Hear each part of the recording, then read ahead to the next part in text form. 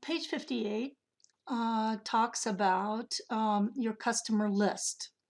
And what you're going to be doing is looking at this list and giving yourself an idea of how it's laid out. So let me get into that customer list for you.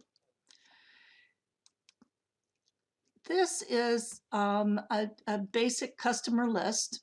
And as you can see, it has these indented areas, and those are called jobs. So the thing that's nice about this is there are basically subcategories underneath that customer. And what you can do is you can summarize on those categories. So like take for instance, let's go to Allard here. He has an invoice for the remodel job, but everything's summarized under Robert Allard.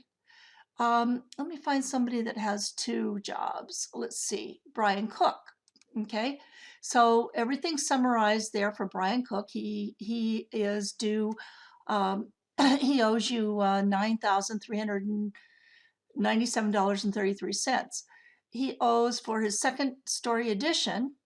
He owes the $5,418. So you can see that he has an invoice, an outstanding invoice out. He's made a few payments, and he has an estimate that he's working off of. Okay, so if I go to his kitchen, you see the estimate, payments, and invoices that you have for his kitchen, and with the outstanding balance. So these are jobs under the name Brian Cook, but the man owes you $9,397.33. So when you click on his name as the customer, you get the full the full preview of everything that's outstanding for that particular for the customer. So the first thing we're going to be doing is taking a look at all of these and scrolling through the textbook and starting at the first steps. The next step starts on how to create a customer and a job. So the first thing that we'll be doing is starting with the customer.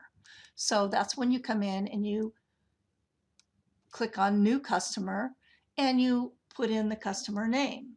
And in this case, it's Tom Whalen. So if we put in his surname, Tom Whalen, W. And we're also the customer name. See, it came in on top up here. And then the lists here give you all of the numbers, and I'll just put that in quickly. You don't need to watch me type, so I'll just pause the video here. Okay, so I filled out the first step, but in step 3, the first bit of information in step 3, but now I need to go to the payment settings. So that would mean I would click on this tab here and start to put in the information for the payment setting. All right, this is what is on step 4, and you'll look to see that it's giving you payment terms. Those are various terms that you can put in that are going to come in automatically for this customer. They can always be changed to whatever you're offering at the time, whatever your company's offering at the time. But in this case, this is just what this customer what you've got down that will come up automatically for this particular customer. The next section is the sales tax section. If you're not charging sales tax, you can put in that they're non-taxable. However, this one is setting up so that they're going to be charged a retail tax, and the tax item is just the percentage that you've set up for that particular county, which the taxes for different counties may vary. In fact, just in our San Luis Obispo, I know that people pay a different tax if they sell to Cal Poly or Cuesta than they do for the general public. There's all sorts of rules that are out there that you need to know for a retail situation. Now, then we go into additional information. And in this case, the customer type, and we're saying that it's a residential customer. And this is just to give you an idea of how you could set these bits of information up. This area over here that says custom fields, that area you can put in all sorts of different kinds of fields. What you just need to realize is those particular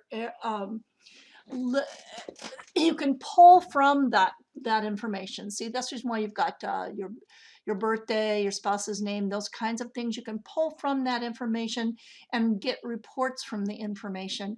However, it is not an area that you would want to use to extract data, other than just getting reports regarding the particular uh, customer. So in this case, we're ready to click on OK. Now your book is set up so that you can add multiple customers. So the next customer would be to add Carrie Tracy, and then you're going through all the same settings, and then you're going to go in and edit some customer information. Well, I'm going to go in and edit the customer information for Tom Whalen, and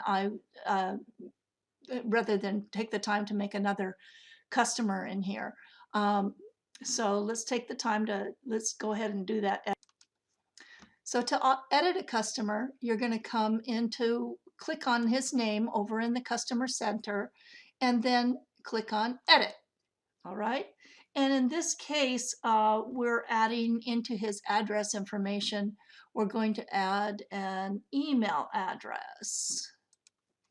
So that would be T.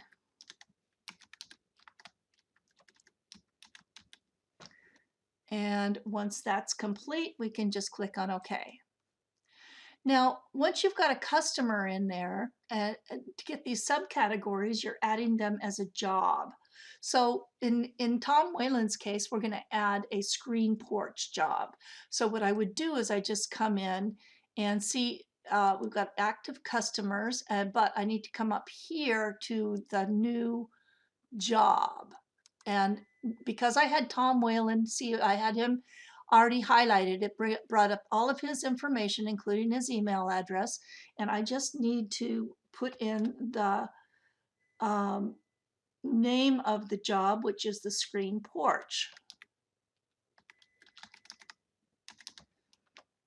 And the job type, that's over in the job information. And it's a remodel.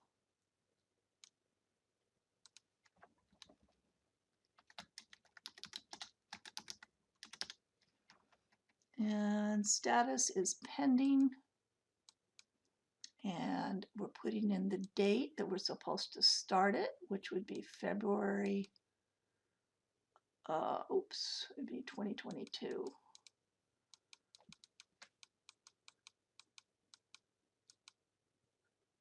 February 1st, 2022, and projected end date is March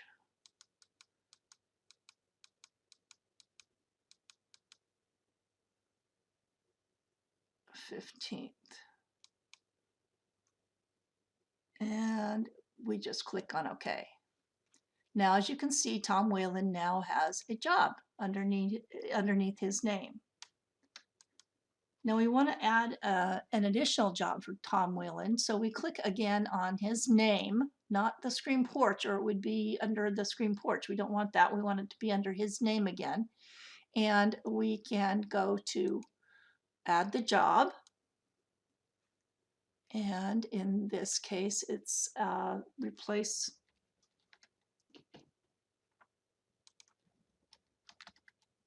oops.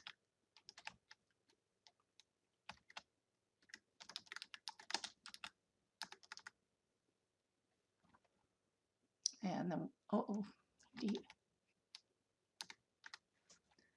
and we have this as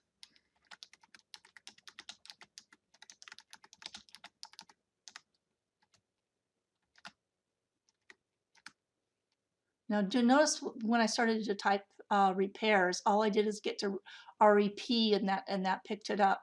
So then this one's awarded, and I can type in 12/15/22, and the end date is 12/18/22, and okay.